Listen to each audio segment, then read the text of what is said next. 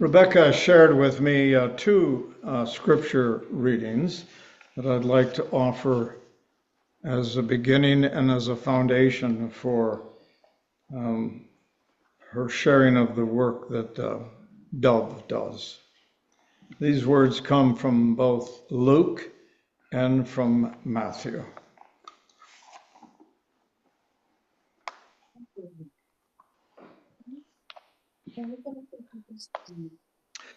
Then Jesus told them this parable to teach them that they should always pray and never become discouraged. There was a judge in a certain town who neither feared God nor respected men. And there was a widow in the same town who kept coming to him and pleading for her rights. Help me against my opponent. But for a long time the judge was not willing.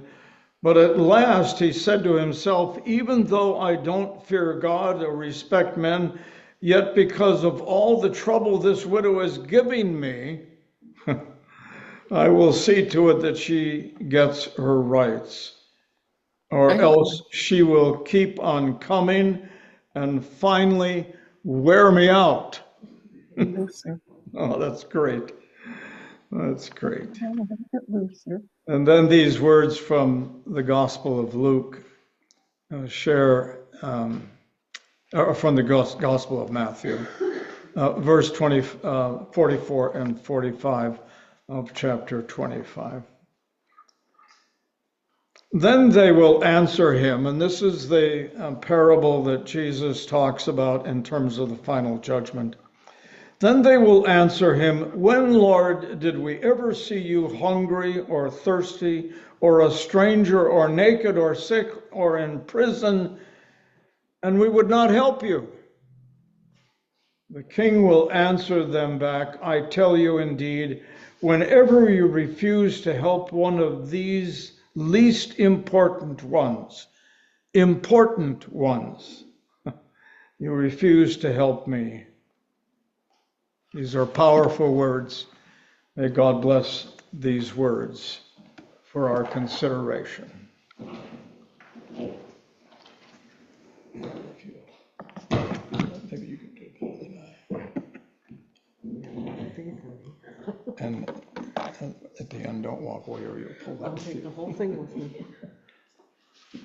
Good morning. Good morning. Oh, come on. I know you can do better than that. Good morning. Good morning. Much better. Thank you. So I understand y'all have been talking about me for 2 years, so thought I'd come back and give you something new to talk about. So it is just incredibly fantastic to be back with you today. I enjoyed the drive down because there wasn't snow on the ground. That's always a bonus, right?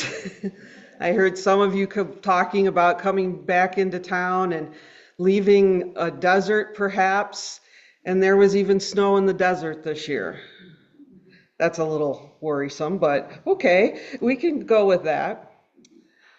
When Pastor Irv contacted me about presenting to you today, he asked me to touch on how some executive orders and federal budgeting discussions might impact the work we do at Dove, and specifically, and then other nonprofit organizations in general. And so I picked these two particular verses, or these two particular passages for a reason. Let's start with the reading in Luke chapter 18. Jesus is known for teaching in parables, and often in his parables, he uses those with the least amount of position in their communities to make changes. And in Luke chapter 18, he used a widow. Now, in Jesus's time, the widow would have been a person in the community with the least amount of power. And yet, in this parable, she made a judge tremble. Now, I don't know if we have any current or former attorneys or judges in this room, and I may want to leave quickly after the service is over once I say this, but I've known a lot of judges in my lifetime in the work that have done, and they don't tremble very often. But this widow, in her tenaciousness, in her sticking to her plea for justice, makes this judge who fears nothing. He doesn't fear God. He doesn't fear what men in the community will think of him. Fears this woman. Generally, in the biblical times, the widow would have been taken care of either by her male sons, or if there were any males on her husband's side, they would have taken her in and taken care of her, and they would have been her spokesperson. So we know from the fact that she's going to the judge herself and asking him to help her that there were no males to speak for her. Whatever wrong the widow had experienced, it was so significant to her and so impacted her life that she continued to go to the judge asking that he grant her justice against her adversary. And she did it over and over and over again.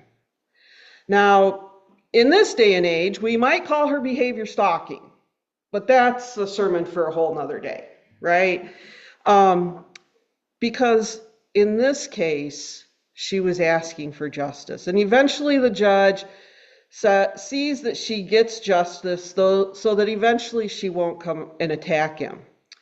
Jesus says the parable's point is that God will bring about justice, who cry out to him, to the people who cry out to him day and night. We just sang, Kumbaya, come by here. Someone's praying, Lord, come by here. Someone's praying, Lord. There are additional verses to that song, as you all probably know. Someone's crying, Lord. And in each case, he answers those prayers. Sometimes it's not necessarily in ways that we expect or what we think the answer should look like, but he does come. And in this case, this widow's tenaciousness changed this judge's mind, and he granted her justice. And Jesus went on to say, they will get justice, and quickly. Do not give up is the point of this parable. When you're told no, no, no, eventually the pressure will become too great for those who fear neither God nor man, and they will do what is right, however begrudgingly, or they will be moved away.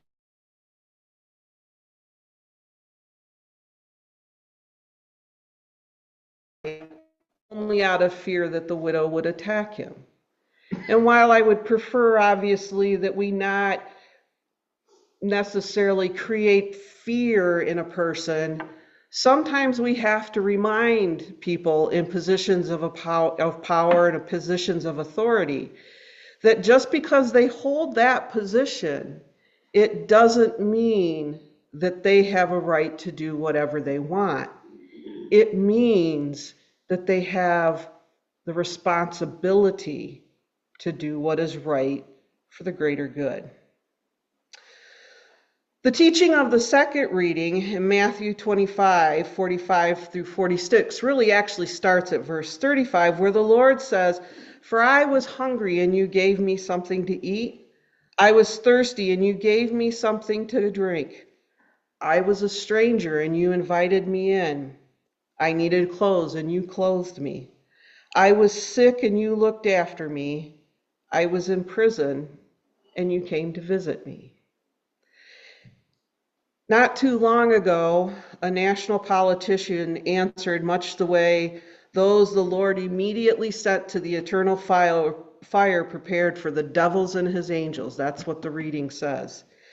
When said politician claimed we should prioritize our family and our community over people outside of our borders. There are no exceptions in this teachings. We are to provide for those who come to us asking for help.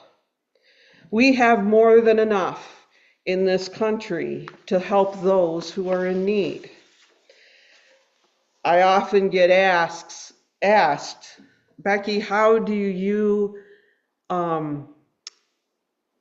keep going in knowing that grants might be cut, that, it may close Dove's doors? And for those of you who don't know, we serve survivors of domestic violence and sexual violence in what we call the broader term, the umbrella term of intimate partner violence.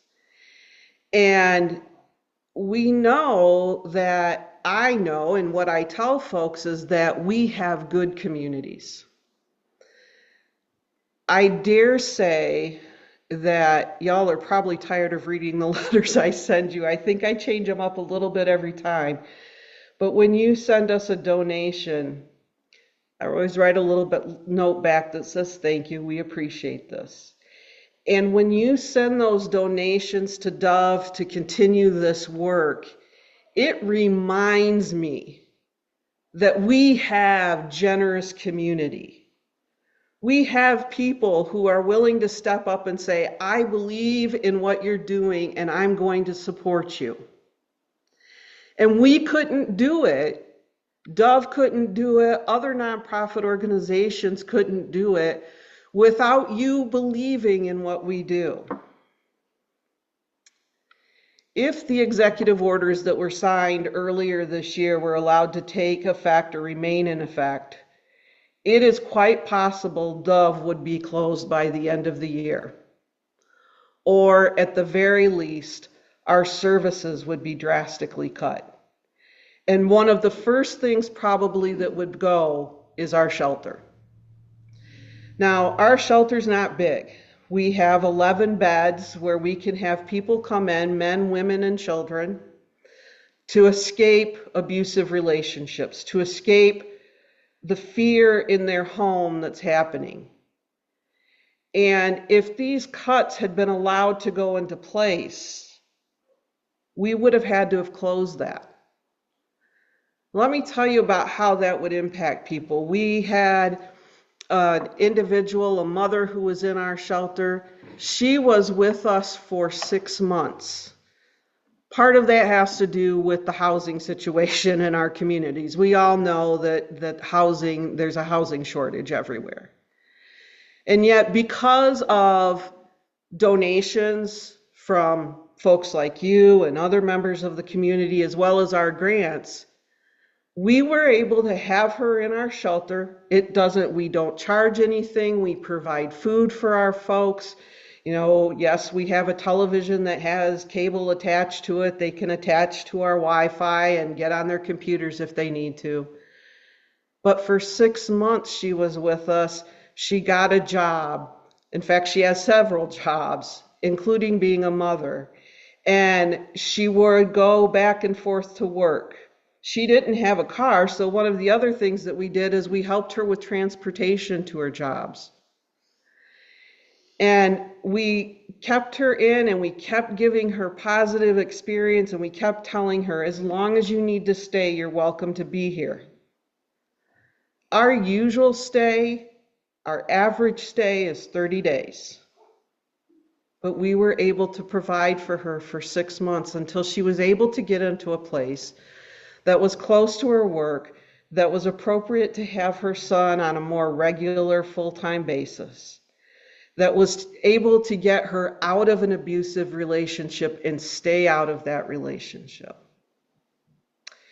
If the budget, as it currently is being presented in the Senate, is passed, while it would not necessarily affect grants that will be available for our fiscal year 2025-26, it would affect funding for a very long period of time. And what I mean by it would affect funding, our major grant comes from the Victims of Crime Act. This next funding year, we already know that funding is going to be reduced by approximately 40%. So imagine you're sitting one day at home and you're figuring out your budget, and all of a sudden you get a call or you get an email that says you're going to lose 40% of your income right off the top. Now, I know that I stand here today before you in a position of privilege. My family is comfortable. If we lost 40% of our income, it would hurt, but we wouldn't necessarily lose our home or our vehicles. We would still be able to put food on the table. But for most people, 40% loss of income would bury them. For our agency, we've been saving money knowing that this cut was coming, so we'll be okay. But if some of the budget provisions go through, we will not. At the very least, we will be dramatically downsizing. And as it stands right now, beside myself, there are only 4 other full-time employees and 1 part-time employee that runs Dove 24/7, 365 days a year. So I'm not sure where more cuts would come from, but they would have to come. And it isn't just Dove. It would be places like the Mercer Area Food Pantry, the Iron County Historical Museum, the Iron County UW Extension Services, the Mercer Public Library, and other nonprofit organizations that receive any funding from state and federal government grants. It would cause them to cut their programs and, for some, close their doors permanently. Losing any of these community institutions would be a considerable loss. Pastor Irv was talking about the medical care that's going to be coming to the community soon. Imagine if now they get their doors open, but they don't have sustainable funding that they might have to close. Who would that impact in your community or in your surrounding communities? Imagine being without the food pantry and the support it gives.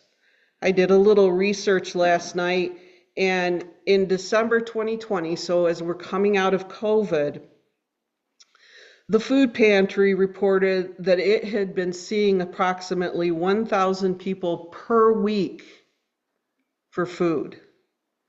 That was up from its usual 350 people per week. Almost 3 times what they were seeing previous to that period. Or imagine if the Iron County UW Extension Services program were to close. They've already cut back their services. And perhaps this doesn't impact you directly, but perhaps it would impact your grandchildren or your great-grandchildren, because they offer 4-H youth development programs and day camps that go to support our children and to teach them things about living in community, being good stewards of our land. So like the widow, we have to commit to being persistent, to never giving up, to praying without ceasing, to calling on our legislators, both at the state and federal levels, and asking them to remember those who have little, who are the weakest among us. We have to support those who have less than we do, because when we do, we are certainly doing God's will. And as I sat in the pew today and was looking around, I enjoy coming to this church. I've told you before, it reminds me a lot of my own, where I grew up. But I was looking at the stained glass window over here. And you know, when you come to a place for a long enough time, you probably don't really realize necessarily or see everything that's around you. But in this stained glass window, we see Jesus with 2 children close to him, but other children standing around him. And those children represent, we can tell by the dress, represent different cultures, different communities. I understand we have a missionary in our presence who has been out to those communities, who has seen people who look different than us, maybe live different than we do, maybe pray differently than we do.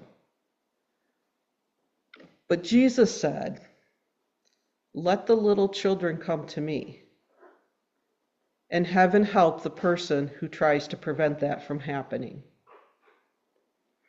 Thank you.